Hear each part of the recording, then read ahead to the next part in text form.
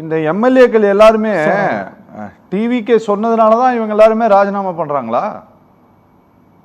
Sir வணக்கம் sir. First of all என் பேர் நவீன் சக்கரவர்த்தி இல்லை, தீபன் சக்கரவர்த்தி. தீபன் சக்கரவர்த்தி, மன்னிக்கணும். Sorry sir. ஸோ டிவிக்கே சொல்லி தான் ராஜினாமா பண்றாங்களே. இந்த டிபேட்டோட டாபிக்கே வந்து இப்படி இருக்கக்கூடாது சார். ஏடிஎம்கேக்குள்ள என்ன பிரச்சனை இருக்கு அப்படிங்கிற நோக்கி தான் இந்த டிபேட்டோட டாபிக்கே இருக்குங்க. ஏடிஎம்கேக்குள்ள என்ன பிரச்சனை இருக்கு நாங்க ஆண்டு கணக்கா பேசிட்டு இருக்கிறோம். ஆனா ஏடிஎம்கேக்குள்ள பிரச்சனை இருந்த போதெல்லாம் யாருமே அவங்க கட்சி விட்டு வெளியில வரல. கண்டிப்பா சார். ஏடிஎம்கேல பிரச்சனை இருக்கும் போது 22 எம்எல்ஏக்கெல்லாம் வந்து டிடிவி பார்க்க போனாங்களே, அப்பெல்லாம் வந்து டிஎம்கே வந்து இந்த அளவுக்கு கதறல இல்லைங்க. இப்ப இதே மாதிரிதான் இப்ப ஏடிஎம்கேல இருந்து எம்எல்ஏக்கள் வந்து என்ன பதவி விலகுறாங்க. இதே மாதிரிதான் வந்து ஏடிஎம்கேல இருந்து எல்லா எம்எல்ஏஸ் 22 எம்எல்ஏஸ் பக்கம் டிடிவி பக்கம் போற பார்த்தாங்க. அப்ப வந்து இப்ப டிஎம்கே வந்து ஜனநாயகம் படுகொலை செய்யப்படுகிறா அப்படின்னு கதறாங்க. இப்ப அண்ணன் சொன்னார் பாத்தீங்களா, ஜனநாயகம் படுகொலை செய்யப்படுகிறான்ட்டு. அப்ப வந்து அவரோட எதுவும் பேசலீங்களே, இந்த மாதிரி டிடிவி பக்கம் போறது தப்பு, ஒரே இடத்துல தான் இருக்கணும் அப்படின்னு யாருமே எதுவுமே சொல்லீங்களே டிஎம்கேல இருந்து. டிடிவி பக்கம் அவங்க போகும்போது டிடிவி தினகரன் தான் அதிமுகவினுடைய பொதுச் செயலாளர். சரிங்க சார். அதிமுகவுடைய துணை பொதுச் செயலாளராக இருந்தவர் டிடிவி தினகரன். உங்களுக்கு நான் ஞாபகப்படுத்துறேன், நீங்க மறந்து போயிருப்பீங்க. இல்ல அது வந்து உட்கட்சி பிரச்சனைங்க. இல்ல இல்ல பிரச்சனை தாங்க. எலெக்ஷன் கமிஷனுடைய ரெக்கார்ட்ல டிடிவி தினகரன் தான் அதிமுகவினுடைய துணை பொதுச் செயலாளர். அவர் டிடிவி பக்கம்லாம் போகல, அவங்க கட்சியினுடைய துணை பொதுச் செயலாளர்கிட்ட போனாங்க. சரி சொல்லுங்க. அது வந்து அவங்க கட்சியோட உட்கட்சி பிரச்சனைங்க. ஆனா இங்க அப்படி இல்லையே, நீங்க சொல்லிதான் எல்லாம் ராஜினாமா பண்றாங்க. அப்படிலாம் எதுவுமே யாருமே சொல்லிங்களா சார்? டிவிக்கே சொல்ல யாருமே இது பண்ணலீங்க. மக்கள் வந்து ஒரு தலைவனை தேர்ந்தெடுத்து இருக்காங்க. இப்ப டிஎம்கே ஏடிஎம்கே இந்த 2 கட்சி தான் இருக்குது. அப்படிங்கும் போது இந்த 2 கட்சி தான் ஒரு பண்ணையார்த்தனம் பண்ணிட்டு இருக்கு. அப்படின்னு இருக்கும்போது மக்கள் வந்து புதுசா ஒரு தலைவனை தேடி போறாங்க. அந்த தலைவனோட கரங்களை வலுப்படுத்துறதுக்கு இத்தனை கட்சிகள் ஒன்னா சேர்ந்து வராங்க சார். இதான் இங்க நடந்துட்டு இருக்குதுங்க. அப்புறம் மோரோவர் இப்ப இதுக்கு பேசுற கண்ணன் சார் ஒரு வார்த்தை சொன்னாருங்க, அதாவது வைகோ சார் வந்து புத்தி பேதரிச்சு பேசுறாரு அப்படின்ட்டு கொஞ்சமா பக்குவப்பட்டு பேசணும்னு சொல்றாரு.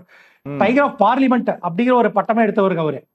அவரை வந்து புத்தி பேதரிச்சுன்னு பேசுற அளவுக்குலாம் வந்து அவர் ஒன்னும் மட்டமா போயிடலீங்க. சோ இவரு தான் பக்குவப்பட்டு பேசணும்.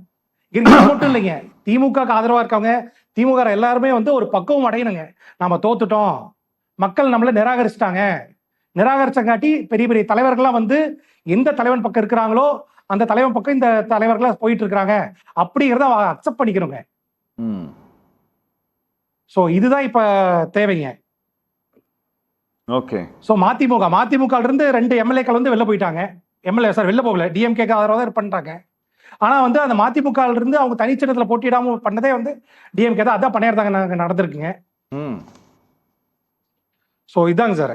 இது டாபிக்கே வந்து நம்ம ஏடிஎம்குள்ள என்ன பிரச்சனை அப்படிங்கறத நான் பார்க்கணுங்க. தீபன் சக்கரவர்த்தி, உங்களுக்கு ஒன்று சொல்கிறேன் நான். உங்களுக்கு ஞாபகம் இல்லைன்னா நீங்கள் கொஞ்சம் ஞாபகப்படுத்திக்கங்க, தெரியலன்னா கொஞ்சம் தெரிஞ்சுக்கங்க, சரியா? 2017 ஜூலை மாதம் வரை, ஜூலை மாதம் 27ஆம் தேதி வரை எலெக்ஷன் கமிஷன் ஆஃப் இந்தியாவில் திரு எடப்பாடி பழனிசாமி தலைமையில் இருந்த அணியினர் கட்சியினுடைய பொதுச் செயலாளர் திருமதி சசிகலா என்றும் துணை பொதுச் செயலாளர் திரு டிடிவி தினகரன் என்றும் தான் பிரமாண பத்திரங்களை தாக்கல் செய்தார்கள். ஆகஸ்ட் மாதம் 2017 21ஆம் தேதி திரு ஓபிஎஸோடு சேர்ந்த பிறகுதான் அந்த கட்சியில அவர் தானே ரீபல் பண்ணாரு, அவரோட எப்படி சேர்ந்தீங்கன்னு சொல்லிட்டு முதலமைச்சரை மாற்றணுன்ட்டு அவங்க ஒரு 22 பேர் பிரச்சனை பண்ணாங்க. அதனால உட்கட்சி பிரச்சனையினால் அவர்கள் வெளியில் போனார்கள், அவர்களை தகுதி நீக்கம் செய்தார்கள். இதுவுமே அவங்க தலைமையில். ஆனா இங்க நடந்தது அப்படி இல்ல. கீழே சபாநாயகர்கிட்ட வந்து ராஜினாமா கடிதம் கொடுத்த உடனே மேல வந்து உங்க கட்சியோட ஜெனரல் செக்ரட்டரி வந்து ஐடி கார்டு கொடுத்தாரு கட்சியில சேர்த்துக்கிட்டதுக்கு. சரிங்க சார், சரிங்க சார். இதெல்லாம் நடந்தது கிடையாது தமிழ்நாட்டுல. அதான் சார் தொடர் தோல்வி. தமிழ்நாட்டுல இதெல்லாம் இந்தியாவிலே நடந்தது கிடையாது சார். தொடர் தோல்வி அவங்க கட்சியில் நடந்துட்டு இருக்குங்க சார். அவங்க தலைமை சரியில்லைன்னு அவங்க நினைக்கிறாங்க. அதனால அவங்க எம்எல்ஏ பதவி ராஜினாமா பண்ணி இந்த கட்சியில சேர்றாங்க சார். சரி, நல்லதுங்க, நல்லது. இது வந்து 107 எம்எல்ஏக்கள் இருக்காங்க. அதுவும் ஒன்று இன்னைக்கு 106 தான். 106 தானே சார்? 107 சபாநாயகர் ஒருத்தர் போயிடுவார், ஏன்னா அது காலின்ட்டு அறிவிச்சதுனால. அப்போ 106 தான் இன்னைக்கு இருக்கு, சரியா? இந்த 106 அப்போ இன்னும் 118 வரணும்னா இன்னும் 12 பேர் தேவைப்படுறாங்க. இப்போதைக்கு இன்னொரு 6 பேர் ராஜினாமா பண்ணியிருக்காங்க சார். இன்னும் ஒரு 6 பேர் ராஜினாமா பண்ணுவாங்களா சார்? சவுண்ட் வைங்கப்பா. நான் அதுக்கு தான் இன்னொன்னு சொல்லிடுறேங்க. ஒரு சார் நீங்க மியூட் போட்டிருக்கீங்களா? எடுத்து விடுங்க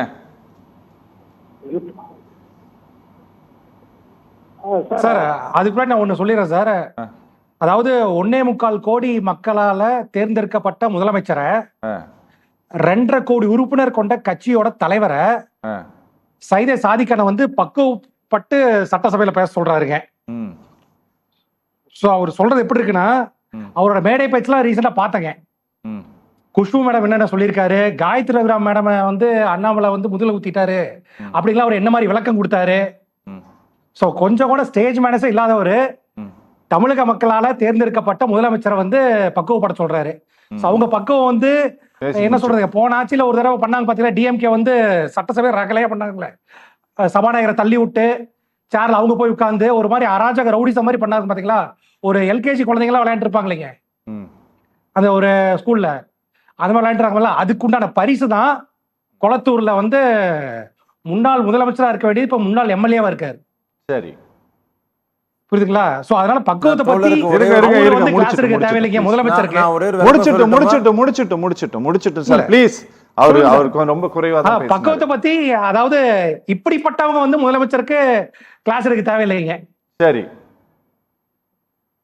நான் உங்களை எடுக்க சொன்னேன், நான் எடுக்கிறேன்னு சொல்லல. சார் பக்குவம் பண்ணும், அவரை பக்குவப்படுத்த நீங்க இங்க போய் பக்குவப்படுத்துங்கன்னு சொன்னேன். சார் நான் எடுக்கிறேன்னு சொல்லல, நீங்க போய் அவரை பக்குவப்படுத்துங்க. அஃப்கோர்ஸ் நீங்க கிளாஸ் எடுக்க முடியாதுதான், நீங்களே ஒத்துக்கிறீங்க. நாங்க எடுத்துட்டோம் ஆல்ரெடி. எதிர்க்கட்சியா இருந்து ட்விட்டர்ல பதில் சொல்லல, கேள்வியை உள்ள கேட்டுட்டு. சரி சரி சார், கேள்வியை உள்ள கேட்டுட்டு ட்விட்டர்ல பதில் சொல்லல. சைதை சாதிக் சார் கேள்வியை நேரா கேட்டோம். சைதை சாதிக் சார் கேள்வியை நேரா கேட்டோம், பதிலை நேரா சொல்ல முடியாம நாங்க அப்படி அறிக்கை விடல சார்.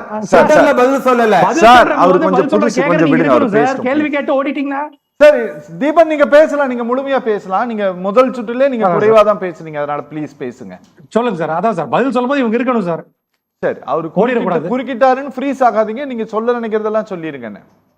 இல்ல அதான் சார் நான் சொல்லிட்டேன் சார், பதில் சொல்லும்போது அவங்க கூட இருக்கணும் சார். ஓகே, கூட இருந்தா தான் பதில் சொல்ல முடியுங்க. சரி. சோ மக்கள் வந்து அதுக்கு பதில் சொல்லிட்டாங்க. சரி சொல்லுங்க சார். பதில் சொல்லிட்டாங்க, ரிசல்ட் வந்துருச்சு சார். ஆனா மெஜாரிட்டி உங்களுக்கு தேவைப்படுறதுக்கு இன்னொரு 12 பேர் வேற தேவைப்படுறாங்க. சரிங்க சார். இப்போதைக்கு ஒரு 6 ராஜினாமா நடந்திருக்கு சார். இன்னும் எத்தனை ராஜினாமா நடக்கும் சார்? சார் ராஜினாமா தேவையில்ல சார், பை எலெக்ஷன் ஜெயிச்சிருவோம் சார். சார் ராஜினாமா வந்து அவங்க மக்கள் பிரதிநிதி அவங்க முடிவெடுக்க வேண்டியதுங்க சார். அவங்க தலைமை வந்து அவங்களுக்கு தலைமை மேல இருக்க ஒரு ட்ரஸ்ட் இல்லாம இருக்கிறதுங்க, இதெல்லாம் வச்சு அவங்க முடிவு எடுப்பாங்க, அதை நாம சொல்ல முடியாதுங்க. சரி சரிங்களா? சோ இப்ப 107 108 வந்து இருந்ததே வந்து கடவுளோட பிளஸிங் தான் சார். ஏன்னா இப்பதான் தெரியுது, அதாவது அந்த கூட்டணி கட்சியில் இருக்கவங்களுக்கு எல்லாம் வந்து ஒரு விடுதலை கிடைச்ச மாதிரி தான் இருக்குங்க திமுக இருந்து. சோ ஒரு அங்கிருந்து ஒரு பண்ணையார்த்தனம் ஒரு நாட்டாமத்தனம் பண்ணிட்டு இருந்த கட்சியில இருந்து வெளில வந்ததுக்கு அப்புறம் அவங்களுக்கு உண்டான உரிய அங்கீகாரம் திருமாவளவன் ஐயா ஆகட்டும், சிபிஎம் சிபிஐ ஐயுஎம்எல் இவங்க எல்லாத்துக்கும் வந்து உரிய அங்கீகாரம் கிடைச்சிருக்குதுங்க. சரி. சோ இப்ப வந்து அவங்க இந்த சீட்டு வந்து மெஜாரிட்டிக்காக கொடுத்துட்டாங்க அப்படின்னுலாம் வந்து கூட்டணி ஆட்சி கொடுக்கலீங்க, அவங்களுக்கு ஆட்சியில் அதிகாரம் கொடுக்கலீங்க. ஃபர்ஸ்ட் முதல் மாநாட்டிலேயே வந்து கூட யார் யார் வராங்களோ அவங்களுக்கு வந்து ஆட்சியில பங்கு தருவோம் அப்படின்னு சொன்னவர் தாங்க நம்ம முதல்வருங்க. ஓகே ஓகே, கூட வச்சு அவங்கள வந்து அடிமை போல நடத்திட்டு இருக்கவர் நம்ம முதல்வர் கிடையாதுங்க. Okay okay okay sir, okay பேசலாம் சார், பேசலாம்.